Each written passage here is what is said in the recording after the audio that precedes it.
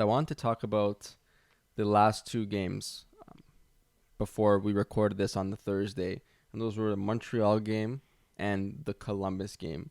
Both pretty bad games, two losses against. I mean, Columbus is an okay team. Montreal, we know, are terrible.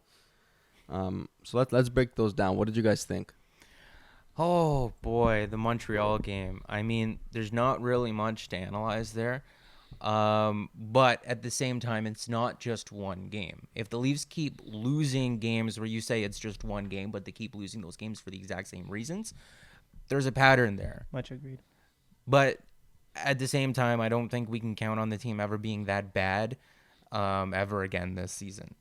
Just from that standpoint, it's hard to evaluate when the team is that bad. But again, defensive problems led in a couple of soft goals with Peter Mrazek in net. I don't know if there's much to analyze there other than the team was just bad. Obviously, you'd like to use stronger words, but they were bad. They were bad. Yeah, no, I completely agree. I think, especially if that had happened in my hockey career, the coach comes in, says the few words, forget about that game, move on to the next. So let's talk a little bit about the Columbus game. And I think this is a good opportunity here to talk about, in general, how well the Leafs respond to adversity, like coming off of a loss. And when I looked at it, I looked at the stats manually and counted the number of wins that the Leafs have and the number of losses that the Leafs have after losing a game this year. And they're roughly 500 after losing a game this year. And I mean, it just seems like the story of the Leafs time and time again, where, it's a late comeback, no cigar. I mean, reminds me of that Columbus series a couple of years ago where we had that crazy comeback only to come out in Game 5 and get absolutely destroyed. So, I mean, talk to me a little bit about what you saw in that Columbus game, and did it look promising to you? It was a much better effort. But again, the narrative comes out that the Leafs got goalied, and then you look at the stat line, and it's like, who? This guy won his first game in like 4 years last week. What do you mean the Leafs with Austin Matthews, John Tavares, William Nylander, Mitch Marner got goalied against this guy?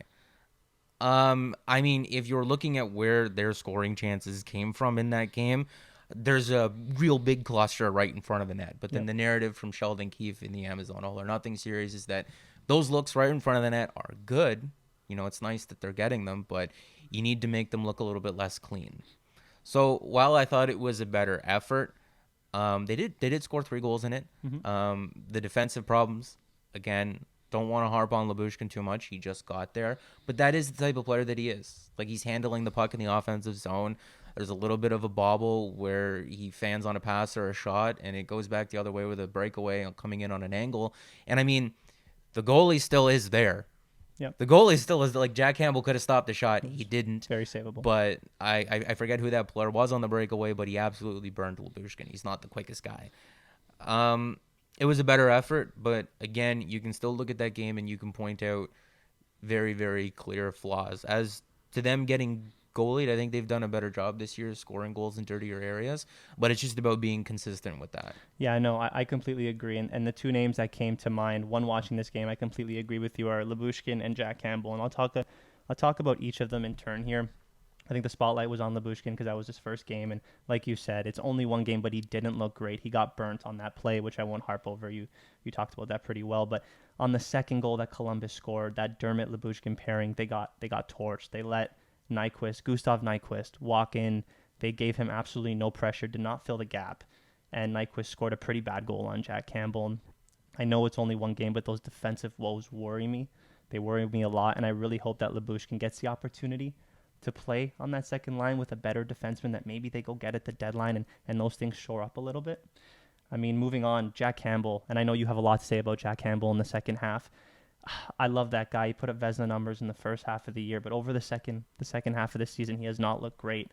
He allowed 2 goals that were wrist shots from the top of the circle with no screen. And look, I know one of them was Patrick Laine, who in his prime, I mean, we haven't even seen that yet, is one of the best goal scorers with one of the best releases in the league. But at the end of the day, goals that are not being screened on from the top of the circle, you got to have those. Do you not agree? Yeah, I mean, there's a bit of a nuanced conversation to have surrounding the Leafs and their defensive play. I mean, Jonas Siegel tweeted out that the Leafs, in terms of 5-on-5 save percentage, are 31st in the NHL since December the 1st.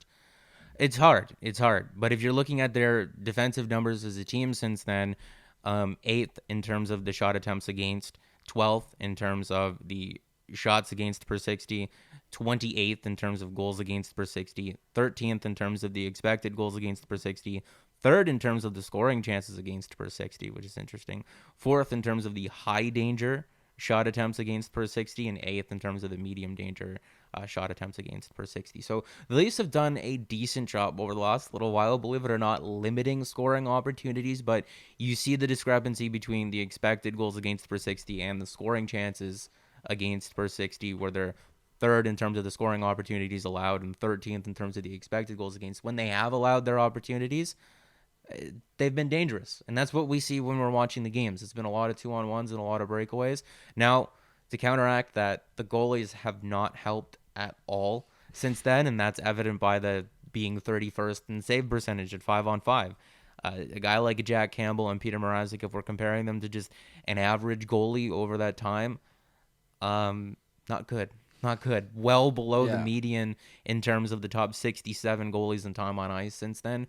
Well below the median in every single statistical category in terms of save percentage, high danger shots against per 60, high danger save percentage, medium danger shots against per 60, medium danger save percentage with goals saved above expected. Well below the average goalie in the NHL over that span. Yeah. I mean, hopefully for the Leafs' sake, he'll kind of figure it out. Maybe Mrazek takes a couple more games here coming up just to let Jack sort of reset. And hopefully for the playoffs, he comes back. I mean, he was pretty good. I mean, Game 7, he led in a soft goal against Montreal. But other than that, he was decent. Hopefully he can sort of replicate what he was doing earlier in the year. We don't have to worry about goaltending because we've been fortunate to not have to recently. Yeah, and like I said, there is a nuanced conversation to have about those numbers. Even though the defensive metrics put the Leafs being about an average defensive team over the last couple of months, I know some people hear that and be like, what? But we need to compare them to other teams because how bad are the Leafs? I don't know. It's all relative to what other teams are doing in the league. The defense definitely does need to be better, but the goaltenders have not helped them at all. Like they can't be perfect. They can't have no scoring opportunities against per game. That's never going to happen. Yeah, for sure. I think just before we wrap up the conversation about these last couple of games, like I don't know about you guys, but when I watch this team, and I don't want to overreact to these two games, but it feels like when it rains, it pours mentally for them. Like we see them fold a lot. We see them like poor body language. You see them just look dejected at times when something doesn't go right. It's sort of like the weight of the world's on their shoulders, and you can tell when a slump is coming almost because they're giving off those signs. Do you think that's just them still being a relatively young team, or do you think there's something more there? Is that something you even noticed?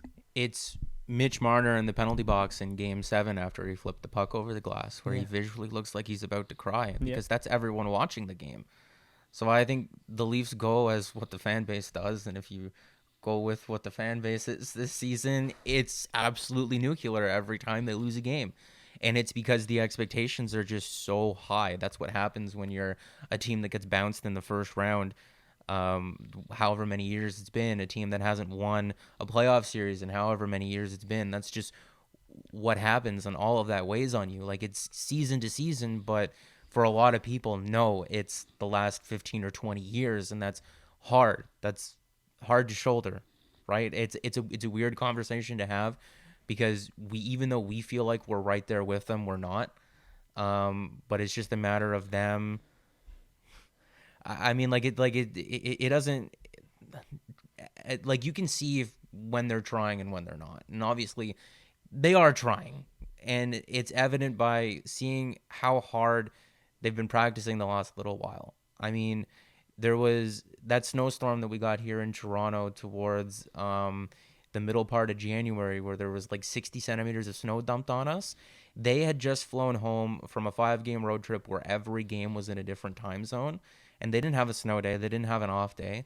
They were at the rink being bag skated. Yep. And a reporter by the name of Kevin McGran for the Toronto Star tweeted out that over the road trip where they were in Calgary and then Vancouver and Seattle, I believe between practices, games, and just morning skates, they had been on the ice for 9 straight days. So it's like, you look at that, and he said that he doesn't remember seeing that since like the Pat Quinn era. So it's like, whatever you think that they need to improve on, they are working on it. It's trying. just sometimes it's frustrating. You see Tavares kind of smash his stick on the ice, and you want to see emotion, but you don't want to see frustration because frustration means that you don't have the answers. Yep. I don't know. I don't think that they're as bad as what they've been. I mean, you want to cherry pick samples. They're 2-4-1 over the last 7 games, but even in that sample going back to the beginning of December, they're 16-8-3. And it's like, even with almost league worst goaltending and defense that's suspect at times, they're still able to put themselves in and around the top 10 in the NHL in points percentage. It's a really, really talented team. They're on pace to have one of the best regular seasons in Maple Leafs history. There is a lot to love about this team, but it's hard to kind of get behind it when the problems or the issues are so clear. Yeah, I know.